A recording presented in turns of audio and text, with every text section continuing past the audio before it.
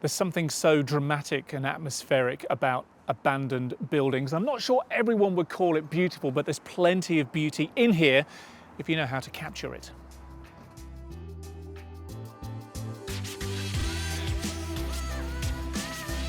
Now, I've walked around this building to try and find some interesting angles. I think I've found one. It's not the obvious one though. Look at this spiral staircase on the left-hand side here.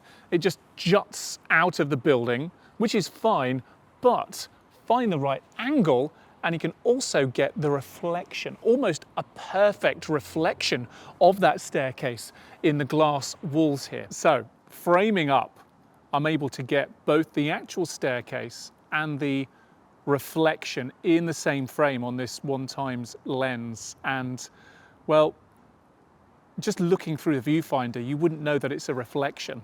It does look as though there's two spiral staircases here.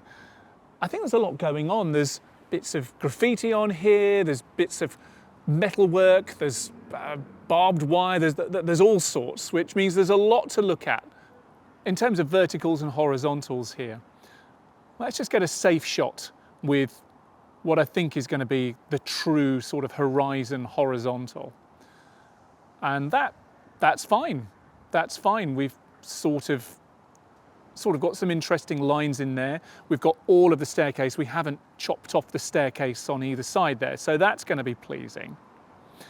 But there's one thing I want to do with the angle, because many phones, many cameras have got a horizon, a spirit level, if you like, in there that helps you to keep to a level, and that's very useful as a guide.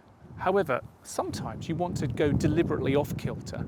Now, in this building here, the girders, the structure to the right, because of the angle that we're shooting at, kind of angle inwards, and I'm actually going to adjust my camera angle to follow one of those lines. Now, I don't know if this is going to work or not, but what that does do is mean that I'm still seeing all of the staircases, but the lines across have a bit more energy to them, just a little bit more of a jaunty angle. And so what I can use is the right of my camera frame, the right of my camera viewfinder, and use the lines on the image. So we've got this kind of semi-reflective panel at the bottom right here. I'm just going to put that right in the bottom of my viewfinder and use that as my sort of level, if you like. And I'm hoping that when I review this in a moment, that by deliberately adjusting the angle, it's leading my viewer's eye into the image, creating some slightly more interesting angles, but still keeping all of the interest. It's only a very subtle thing, but it certainly can be very effective. All right, we've got a few options there. Let's see what's come out.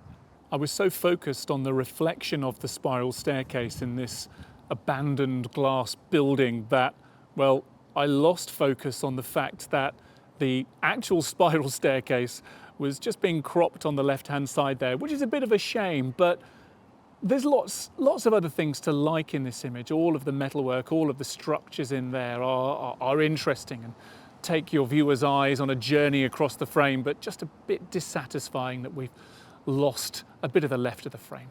When you do fit all of your subject into the frame, then it works a lot better. That's a general rule for me. The spiral staircase, the reflected version, and the real world version on the left are both fitting in the frame very nicely. We've got lots of the red metal support work here. The thing that is a little bit odd for my eye is the supports, the girders on the right-hand side, and because of the angle that I'm taking the shot at and the perspective there, they kind of slope inwards into the image. And I find that to be a little bit of a visual distraction. Overall though, that's a very successful image. With this image, what I experimented with was ignoring the real horizontal line and instead tilting my camera so that these girders, the supports on the right-hand side, I was using those as the vertical. And that meant I introduced a deliberately quirky angle into this frame, and that has adjusted everything else from the staircase and the walkway and its reflection through to the other support structures. And that leads my viewer's eyes in. It is a little bit disorienting in some ways as well. It's difficult to put your finger on why, but it certainly creates an image that's confusing, that's interesting, that's intriguing, and it's probably my favourite of these images of this abandoned building for those reasons.